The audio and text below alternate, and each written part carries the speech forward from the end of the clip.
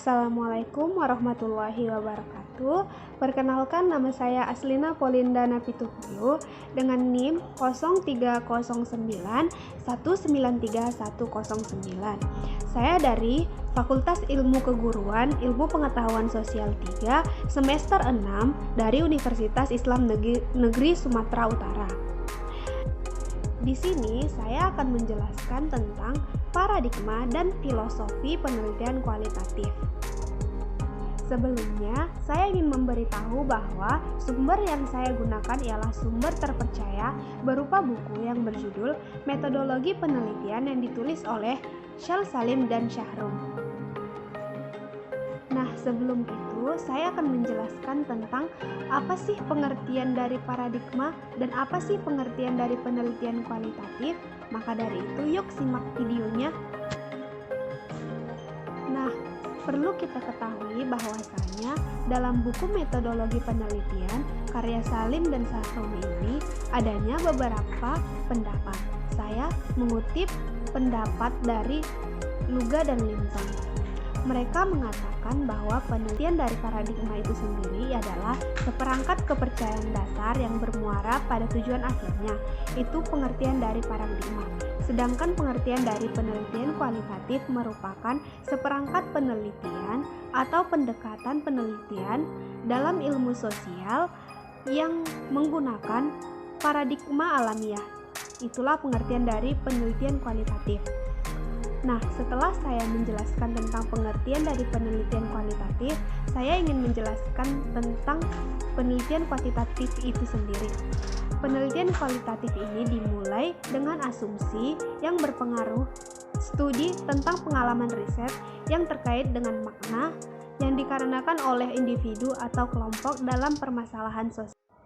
Selain saya menggunakan berupa buku metodologi penelitian tadi, saya menggunakan sumber terpercaya berupa jurnal yang berjudul Paradigma Penelitian Kualitatif dan Filsafat Ilmu Pengetahuan dan Konseling karya Juliana Batubara. Dalam jurnal tersebut terdapat bahwa paradigma itu terdiri dari yang pertama adalah post-positivisme, yang kedua adalah konstruktivisme, dan yang ketiga adalah kritis ideologi. Setelah saya menjelaskan bahwasanya di dalam paradigma penelitian kualitatif terdiri dari 3 paradigma, saya akan menjelaskan satu persatu dari paradigma tersebut, dimulai dari paradigma post-positivisme. Paradigma post-positivisme mengatakan bahwasanya tidak akan bisa mendapatkan suatu fakta dari sebuah kenyataan apabila si peneliti memberikan jarak suatu kenyataan. Dengan kata lain bahwasanya peneliti dengan fakta atau realita harus bersifat imperatif. Bukan hanya itu, ciri-ciri dari post-positivisme ialah ciri-cirinya yang pertama adalah reduksionistis, yang kedua adalah logis, yang ketiga empiris, dan yang keempat adalah berorientasi sebab dan akibat. Nah, bukan hanya ciri-cirinya, adapun tujuan dari paradigma post-positivisme ialah untuk menjawab persoalan sosial yang terjadi ataupun yang berada di luar individu. Jadi, itulah dia penjelasan tentang paradigma post-positivisme. Dan saya akan menjelaskan paradigma yang kedua, yaitu konstruktivisme positivisme, yang merupakan paradigma yang memandang bahwasanya suatu kenyataan itu hasil dari konstruksi atau bentukan atau dari manusia itu sendiri.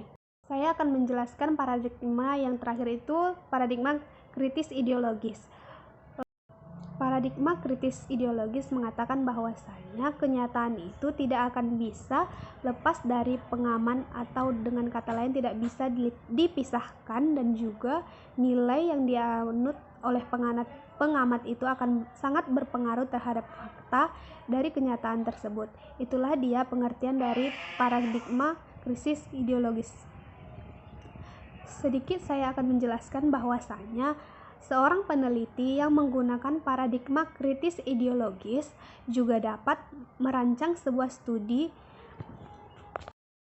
etnografi akan merubah sebuah masyarakat dan dapat merancang seperti memberi dorongan kepada masyarakat dan memberikan masyarakat itu lebih luas pemikiran untuk berinteraksi, sehingga studi etnografi ini yang dibuat oleh para peneliti akan berguna untuk masyarakat.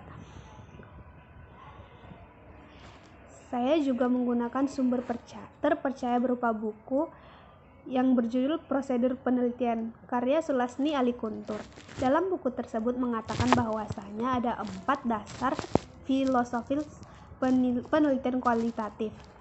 Yang pertama itu fenomenologis, yang memandang bahwasanya kebenaran itu dapat diperoleh dengan menangkap fenomena dari objek yang diteliti.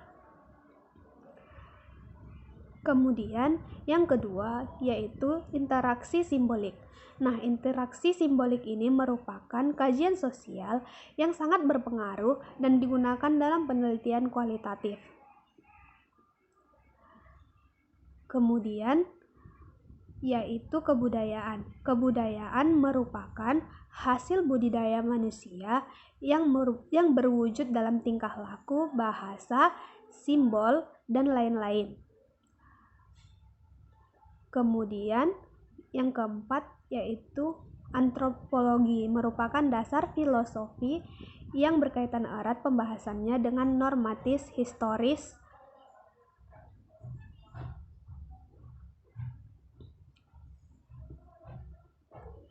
Itulah dia 4 dasar filosofis penelitian kualitatif yang saya kutip buku Prosedur Penelitian karya Sulasni.